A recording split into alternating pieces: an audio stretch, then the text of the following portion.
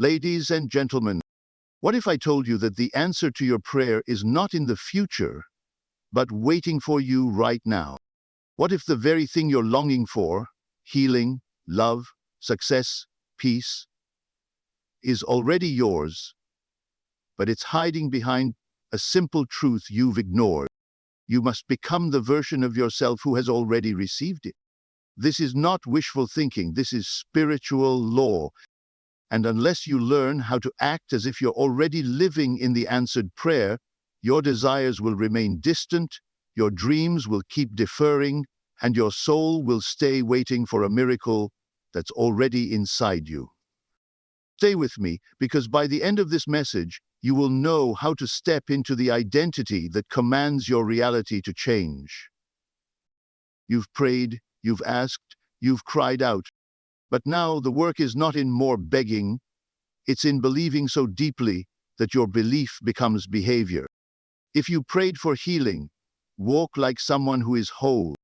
If you prayed for love, treat yourself as someone deeply loved. If you prayed for success, think, speak, and act as if your success is inevitable. Because the universe doesn't respond to your words, it responds to your state of being. Don't wait to see it to believe it. Believe it so powerfully that you see it. Your outer world bends to the reality you hold internally. That's why you must rehearse the feeling of answered prayer now. Don't say, "I hope it happens." Say, "It already is." The job you desire.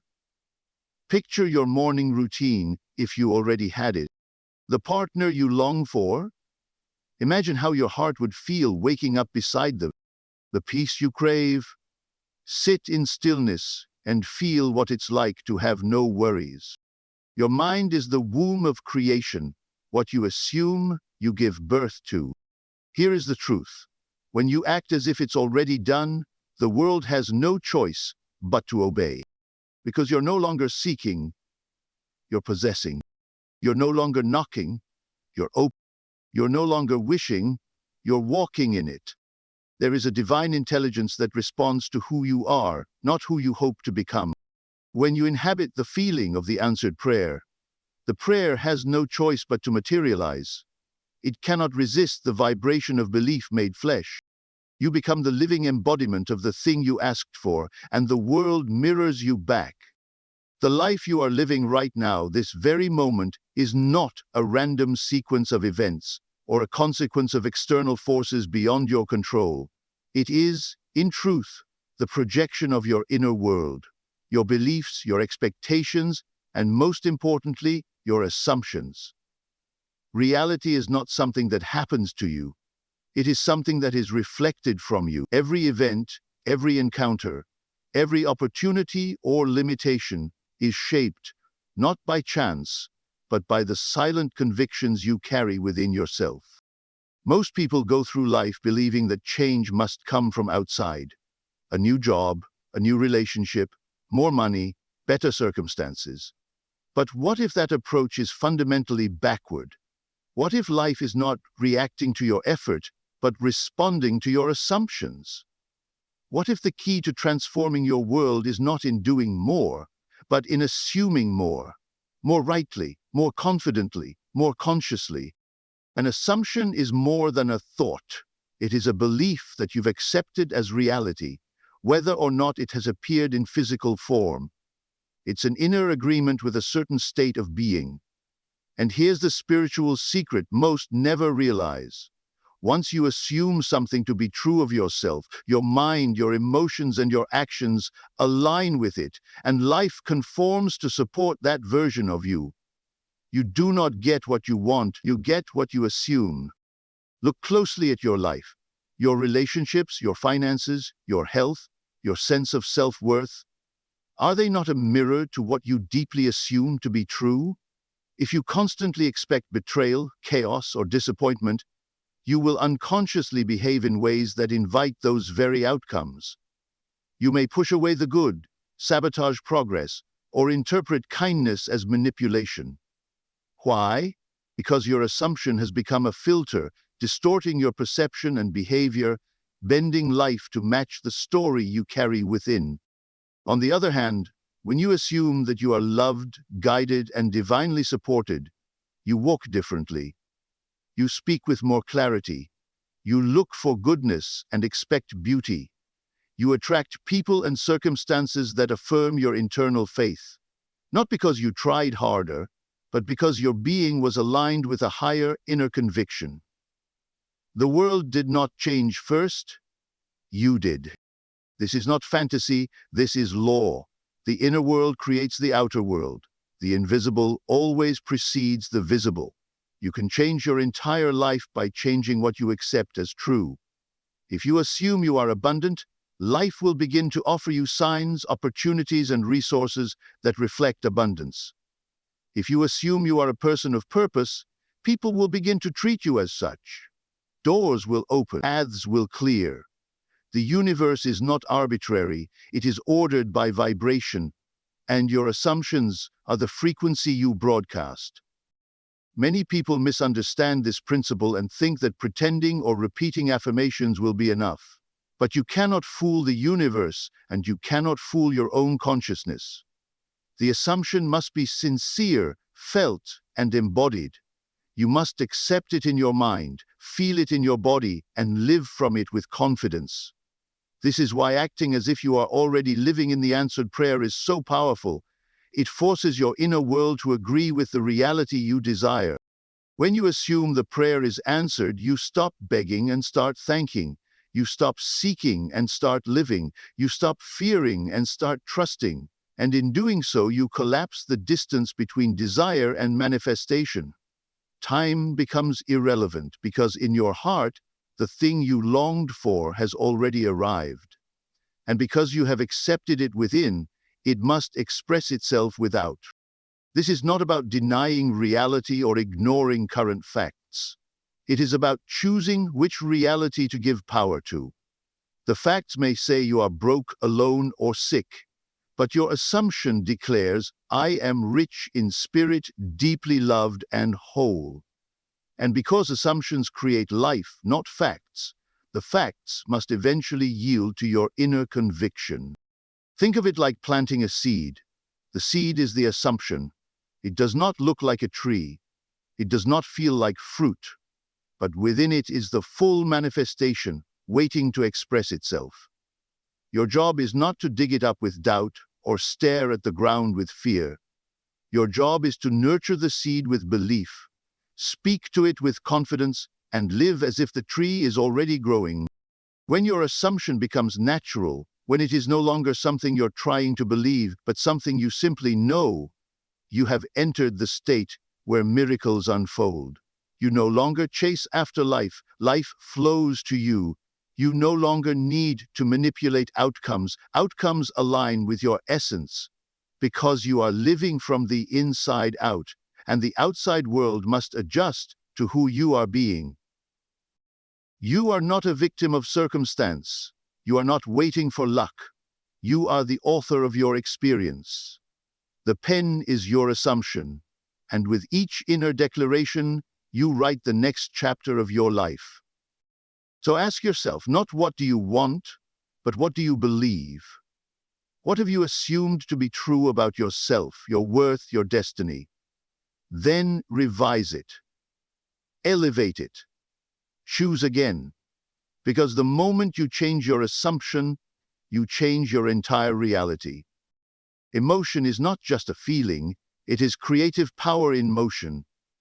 When you begin to understand that your emotions are not merely reactions to your environment, but are actually generators of your environment, you start to approach life in a completely different way. Every desire you have, every prayer you whisper, every vision you hold is rooted in an emotional need. The longing to feel secure, to feel loved, to feel accomplished, to feel whole. That emotional vibration is not just the byproduct of your hopes, it is the very signal you are sending into the universe. And what you feel, you form. Too many people focus only on words, affirmations, and mental repetition. But the real creative force is not in what you say, it is in how you feel while you are saying it. You could say, I am wealthy 1,000 times a day, but if deep within you feel lack, anxiety, or fear, your emotional signal is sending a different message. The words may be positive, but the vibration is misaligned. The universe reads feeling, not phrases. It hears the tone of your inner state and answers accordingly. This is why it is not enough to visualize something. You must feel it. You must enter the emotional atmosphere of your desire already fulfilled. What would your body feel like if you were already healed? What would your heart feel like if you were already loved? What would your mornings feel like if you had already achieved the success you're praying for? The answers to these questions are not just mental exercises. They are energetic codes. They are emotional keys that unlock the reality you seek. Emotion is what bridges the invisible with the visible. It is the magnet that pulls what is spiritual into what is physical. When your emotions match the state you desire, the manifestation becomes inevitable. You become aligned. You are no longer wishing, you are radiating. You are no longer chasing, you are attracting. And the universe has no resistance to an aligned soul. It cooperates with certainty, not confusion. Consider this. When someone falls in love, they don't need to explain it. You can feel it in their energy. Their joy is magnetic. Their body language, their tone, even their steps carry an invisible confidence. That is what happens when your emotions align with a desired state. The world begins to respond. People treat you differently. Opportunities show up. Synchronicities occur. This is not coincidence. Your emotional state becomes a living prayer. When you feel the emotion of your answered prayer before it arrives, you are speaking in the language of the divine. You are showing that you trust so completely, you can rejoice before the evidence appears. And that joy, that peace, that gratitude, it sends out a signal so pure that life must echo it back. But this also means you must become very aware of the emotions you dwell in. Because fear is also a signal. Doubt is also a signal. Resentment, jealousy, hopelessness. These emotions too create. Not because they are punished, but because they are powerful. When you indulge in fear, you build a bridge to the things you fear. When you entertain lack, you form a bond with what you don't want. Life responds not out of cruelty, but out of obedience to your vibration. This is why emotional mastery is the foundation of manifestation. If you want to change your life, you must become the master of your inner world. You must learn how to summon the feeling before the thing appears. That is the true art. The person who can feel free before the chains fall off will see the chains melt. The one who can feel abundant before the money comes will watch doors open that logic cannot explain. So do not ask for the thing, ask for the feeling. Ask, what would I feel if this was already done? And then create that feeling within yourself. Use your imagination. Use memory. Use gratitude. Use silence. Whatever it takes to generate that emotional state, do it daily, do it deeply, and do it faithfully. Because the moment you feel it, you become it, and once you become it, your world begins to reflect it. Understand this truth. You are not waiting for your emotions to catch up to your circumstances. Your circumstances are catching up to your emotions. Your feelings are the cause, not the effect. When you wake up and decide to feel like it's already done, you are stepping into creative power. You are no longer a beggar of blessings, you are a vessel of fulfillment. And so, practice the feeling. Sit quietly and feel what it would be like to be free, successful, at peace. Let it wash over you. Let it become real. Do not worry if it feels small or forced at first. With repetition, emotion gains strength. It becomes your new normal. And when it does, the world will respond in kind. Your emotions are not just responses, they are instructions. They are the spiritual language of manifestation. Learn to feel before it is seen, and what is seen will be shaped by what you feel. That is the bridge. That is the secret. That is the law. To live in the end means to dwell in the certainty that your desire is already fulfilled. It is not wishful thinking, nor is it idle hope. It is a bold, unwavering acceptance that what you asked for is done. It already exists, not in some distant future, but in the present reality of your imagination and your feeling. This is the secret to collapsing time, to speeding up manifestation, and to aligning your outer world with your inner truth. Most people pray and hope, but they do not live in the end. They speak of desires with phrases like, someday, I hope, if it's meant to be. These words reveal doubt, hesitation, and distance between themselves and the thing they seek. But the one who lives in the end walks differently. They speak with conviction, they feel the joy now, and they act as though life has already shifted. And because of this inner certainty, life bends to match it. The law is simple. What you consistently accept as true will eventually show itself. Living in the end means that your mind, your emotions, and your behavior reflect the outcome before it physically appears. It means you no longer seek evidence, because your inner world is the evidence. You no longer need signs to believe, because belief itself becomes your sign. You feel the gratitude, you embrace the confidence, you wear the peace that belongs to the version of you who has already received the blessing. And as you dwell in that emotional state, the outside world begins to mirror it, often in ways you never expected. The greatest mistake people make is treating manifestation as a negotiation. They try to convince life to give them something by effort, by striving, or by pleading. But manifestation does not respond to desperation. It responds to embodiment. You must become the version of yourself who already has the thing you desire. You must think like them, feel like them, make choices like them. That version of you is not a fantasy, it's your blueprint, and the more faithfully you live from that state, the faster it becomes your reality. Faith is not passive, it is a creative act.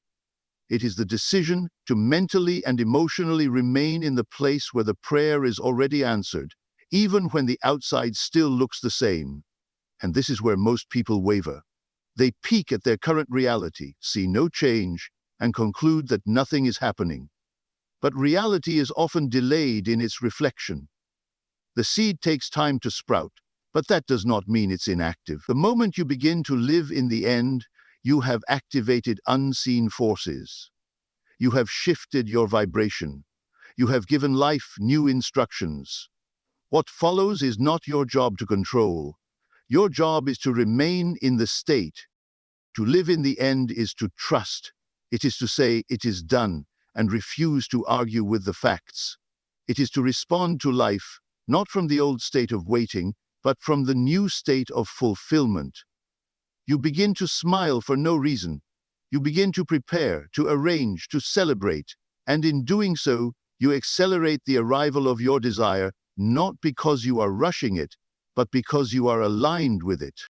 The most powerful transformations occur when you make the decision to embody the feeling of completion. What would you stop worrying about if your desire were already fulfilled? How would you walk into a room? How would you speak to others? What habits would you drop? What boundaries would you set? These are not rhetorical questions, they are doorways. When you answer them honestly and start living that way, you become a magnet for the experience you desire. Living in the end also means letting go of resistance. You no longer second guess. You no longer try to force things. You no longer look for signs every few minutes. You live. You move forward with peace. The one who truly knows the wish is fulfilled does not need to obsess over how or when. They know time is not the master. Faith is. They know circumstances are not the creators. Assumptions are. And so they move through life not from lack, but from fullness. You must understand, the state you occupy becomes the life you attract. If you remain in a state of longing, you keep the desire distant. But if you shift into a state of having, the desire rushes toward you. The emotional tone you dwell in is the invitation you send out, and life responds not to your need, but to your frequency. So raise it. Live in the feeling. Walk in the energy. Trust the unseen. You will not be disappointed. It is not about pretending. It is about remembering. Your fulfilled desire already exists in the invisible. The bridge between where you are and where it is begins within. And the moment you live as if it is done, the bridge becomes real. You begin to walk across it, not by effort, but by identity. The old you falls away, the new you is revealed, and your world cannot help but catch up. So do not wait, do not postpone the feeling. Begin now. Act, think, and feel from the place where the prayer has already been answered. Faithfully live in that state. Return to it every time doubt whispers. Anchor yourself there. And soon what you held in imagination will be held in your hands, not by luck, not by force, but by law. The law of assumption, the law of faith, the law of fulfilled living. Everything you see around you, your relationships, your finances, your circumstances, and even your health, is not a result of what you are thinking right now, but a delayed reflection of what you have consistently believed and felt in the past. Reality, as you perceive it, is not immediate, it is not instant, it is an echo. It lags behind your consciousness, because it is the outpicturing of what you accepted as true days, weeks, even years ago. This is why transformation requires patience and unwavering inner commitment. Because what you see today is simply the shadow of a state you no longer wish to live in. And to change the shadow, you must change the light that casts it. When you understand that your current situation is not permanent, but the residue of yesterday's assumptions, you begin to reclaim your power. You stop reacting. You stop fearing. You stop trying to fight the present moment as if it has authority over your future. You realize that the outer world is always a report card. It tells you what you've believed long enough for it to solidify into form. If you want new results, you do not need to struggle with the world of effects. You need only to revise your inner world of causes. You need to change your assumptions, your reactions, your inner conversations. Because that is where the real creation happens. The present moment may tempt you to accept limitation, especially when everything around you screams lack, delay, or disappointment. But you must remember, what you are seeing is a result, not a law. It is a temporary manifestation of a belief you no longer need to carry.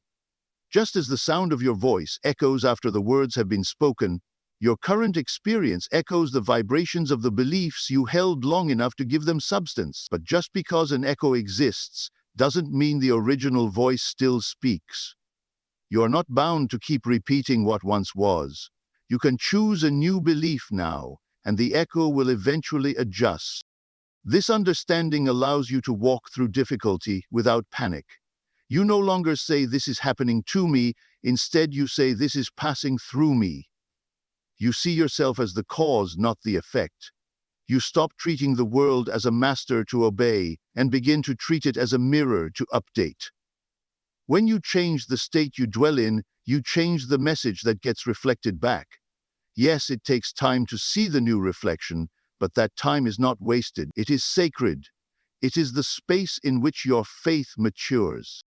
Most people make the mistake of judging their inner work based on what the outer world shows them today. If nothing appears to shift quickly, they give up. They return to old thinking. They assume the new belief didn't work. But the truth is, they never gave it enough time to take root. They dug up the seed before it had a chance to grow. They forgot that reality must obey the dominant vibration, not the sustained inner atmosphere. That atmosphere is created by what you continue to affirm within yourself, what you believe when no one is watching, what you expect when your mind is quiet. If you continue to live in a state of fear, your reality will keep reflecting fearful outcomes. If you continue to assume you are not worthy, you will keep experiencing rejection. But the moment you take ownership of your inner state and hold firm to a new assumption, the atmosphere changes, and in time, reality catches up. This is not magic, it is law. The law is always working. It is impersonal and exact. You are always planting seeds with your thoughts, feelings, and assumptions. The only question is, are you planting what you actually want to harvest, or are you reinforcing what you want to escape? Do not be discouraged by what you see today. If it does not match what you desire, bless it, release it, and turn your attention to the reality you now choose to embody. Declare it done. Feel it real. Refuse to entertain the doubts that arise just because the old echo hasn't faded yet. It will fade. The new sound, the new belief, will begin to reverberate through your life if you keep repeating it internally. You must also be vigilant with your reactions. How you respond to the old echo determines how long it lingers. If you react with fear, anger, or doubt, you give it life again. But if you respond with calm certainty, if you remember that your true reality is being formed in consciousness, the echo will pass. Let it pass. Do not fight it. Do not feed it. Simply observe it. Acknowledge it as the fading past, and keep affirming your new truth. This is how creation works. You are not trying to fix the external. You are replacing it at the root level, your inner world. You are saying to the universe, this is who I am now. This is what I believe. This is the state I occupy. And the universe, which is simply a mirror, responds with form, conditions, people, and opportunities that align with that state. So remember, the life you are living today is not the verdict on your worth or your future. It is only the evidence of what you once believed. You can change it, not by force, not by resistance, but by choosing a new inner state and remaining loyal to it. Your future does not need your struggle. It needs your alignment. It needs your faithfulness to the unseen. As you persist in your new assumption, reality will shift, the echo will transform. And the world around you will begin to speak the same truth your soul already knows, that you are the creator and the power is within you. The reason many fail to experience the life they truly desire is not because they lack vision, intelligence, or opportunity. It is because they lack persistence in assuming their desire is already fulfilled. The mind is a powerful engine, capable of generating worlds of experience. But this power is not activated by momentary wishful thinking or fleeting excitement. It is activated by unwavering consistency, by choosing again and again to occupy the state of the wish fulfilled, regardless of what the senses report. You may have had moments of clarity, moments where you could feel, even taste, the joy of your fulfilled desire. In those moments, something in you knew that it was possible, even inevitable. But then life showed you contradiction. The bank account remained empty. The relationship didn't change. The opportunity didn't arrive. And so you began to doubt. You questioned yourself, the process, even the worthiness of your desire. You slipped back into old patterns of assumption, patterns rooted in fear, lack, and limitation. And with that shift, your creation paused, not because the desire wasn't possible, but because the assumption wasn't sustained. This is why persistence is everything. The law that governs creation does not respond to momentary emotion, it responds to the dominant state. The state that you dwell in consistently with faith and emotional conviction becomes the mold through which reality flows. You cannot expect a new experience to crystallize around you if you keep returning to your old mental habits. If you continue to assume failure, disappointment, or waiting, then your world will oblige you with more of the same. Persistence means refusing to accept the evidence of the senses as final. It means maintaining the inner conviction that what you have imagined is already yours, even when the world seems to laugh in contradiction. It is not delusion, it is divine focus. You are not pretending something is true. You are calling forth what is real in the unseen, and you are trusting the law of consciousness to bring it into form. The world outside is always a little behind your inner world. If you persist long enough in your new assumption, the outer must yield. Think of the assumption as a seed. When you plant it, you do not dig it up the next day to see if it's growing. You do not say, well, I don't see results, so this must not be working. You trust the process. You keep watering it with attention, belief, and emotional alignment. The same principle applies to the assumptions you hold about yourself and your life. You must nurture them in silence. You must believe in the reality of the unseen long before it appears. And the moment you abandon your assumption because nothing's happening is the moment you return to the old pattern, the old soil. The seed dies, not because it wasn't capable of blooming, but because it was denied persistence. To persist in an assumption, you must train your imagination to stay loyal to the end result. The mind will want to wander. It will want to measure, calculate, and doubt. It will point to circumstances and ask, but what about this, and what if that happens?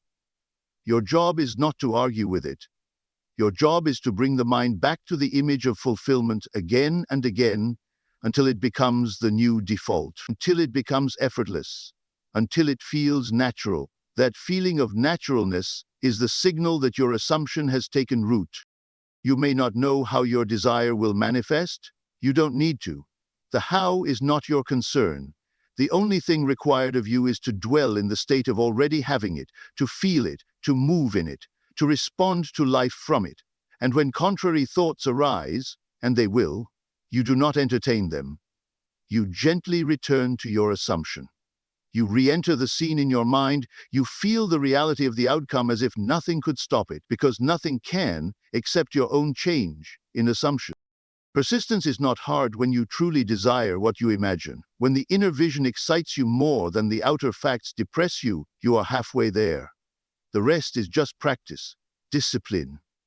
Choosing every day, sometimes every hour, to align with the unseen reality instead of reacting to the temporary. You are not denying reality, you are declaring a higher one that already exists in the field of infinite possibilities, waiting to be embodied. And here is the truth most miss. The moment you assume the feeling of your wish fulfilled and persist in that state, the desire is already accomplished. You are not trying to make it happen, you are watching it unfold. You have already planted the seed. Now you walk as if the harvest is certain. You feel as though it is done. You give thanks, not as a ritual, but because you genuinely know there is nothing left to fight for. It is yours. What you persist in imagining with belief becomes your reality. There is no exception to this. The only reason something doesn't manifest is because you didn't persist in the assumption of already having it. Perhaps you doubted. Perhaps you reacted. Perhaps you gave more attention to what is than to what you chose. But the power is always within you to begin again, to reassume, to plant new seeds. The choice is always yours. Will you continue to live by default, reacting to conditions, or will you live by design, mastering the art of assumption? Will you persist through silence, through contradiction, through delay, until the unseen becomes seen? If you will, then manifestation is not just possible, it is inevitable.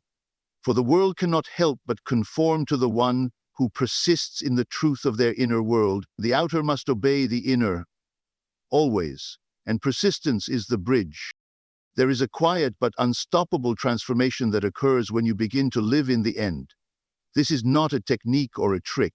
It is a complete shift in consciousness, a reorientation of your identity, a reprogramming of the subconscious mind that governs every facet of your life. To live in the end is to occupy the state of the fulfilled desire so fully, so faithfully, that your inner world becomes immune to contradiction and unaffected by delay. The subconscious mind is the fertile ground of all your experiences, and it is impressed not by wishful thoughts or desperate prayers, but by dominant emotional states. It responds only to that which you accept as true for yourself. And what you persistently accept as true, your assumptions, becomes your life. The subconscious does not argue. It does not evaluate right or wrong, possible or impossible. It simply reflects back to you whatever you feed it repeatedly and emotionally. It is shaped by the thoughts you think with conviction, the images you hold with feeling, and most importantly, the state you return to most often. When you live in the end, you bypass logic and plant new commands directly into the subconscious. You're no longer asking for something to happen, you're claiming it as already done. And this changes everything. Imagine a person who desires to be wealthy. If they continue to see themselves as someone striving for money, struggling to get ahead, wishing for change, their subconscious mind continues to register the state of lack and effort. The result? More lack, more struggle. But if that same person deliberately assumes the identity of someone who is already wealthy, not just in thought, but in feeling and response, the subconscious mind begins to reorganize their reality. It starts to shape thoughts, opportunities, and actions that align with wealth, because it now sees wealth as the new norm. This is how the transformation occurs, not from the outside in, but from the inside out.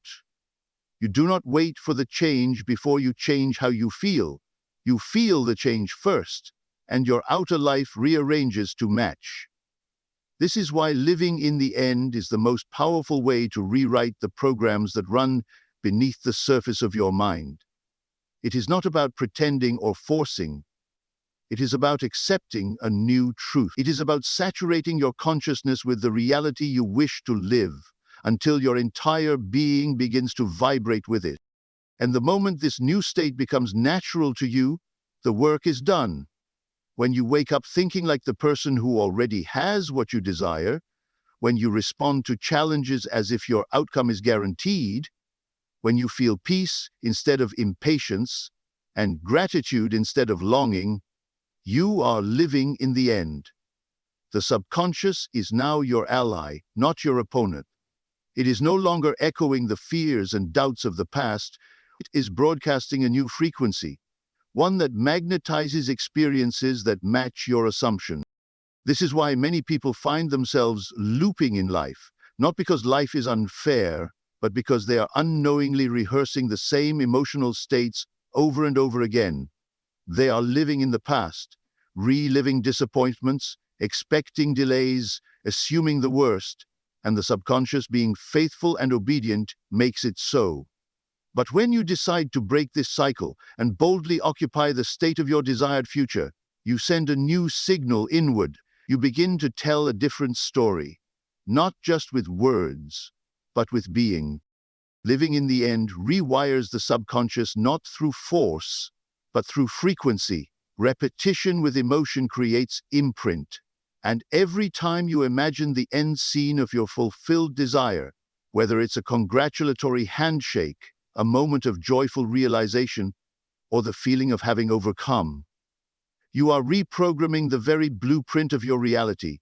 You are replacing old mental habits with new ones. You are transforming the soil from which your future grows. This process is not always easy, because the old programming will resist. The mind will offer reasons why it can't be done. The senses will tempt you to focus on what is rather than what can be. But the power lies in your refusal to return to the old state. Every time you choose to live in the end, even when there's no outer evidence to support it, you weaken the grip of the past and strengthen the structure of your new reality. And eventually, the inner becomes so solid, so consistent, that the outer must follow. Your subconscious mind is always listening. It is listening when you complain. It is listening when you worry. But it is also listening when you give thanks, when you imagine success, when you smile in the silence of your room because you know something greater is on its way. These moments are not meaningless. They are acts of creation, and the more you persist in them, the more you carve new pathways in the brain, new emotional defaults, new assumptions that quietly but surely dictate the course of your life. You do not need to figure it all out. You do not need to fix every flaw. You simply need to live right now as the version of you who already has what you seek. Feel what they feel, think what they think, respond how they respond, and above all, return to that version of yourself every day, no matter how tempting it is to doubt. This is the secret. This is the transformation. When you live in the end, you no longer chase your desires, you become one with them. And in doing so, you awaken the power of the subconscious to bring your inner world to life. So today, stop living like someone waiting. Live like someone who has received. Walk, speak, and breathe from that version of yourself.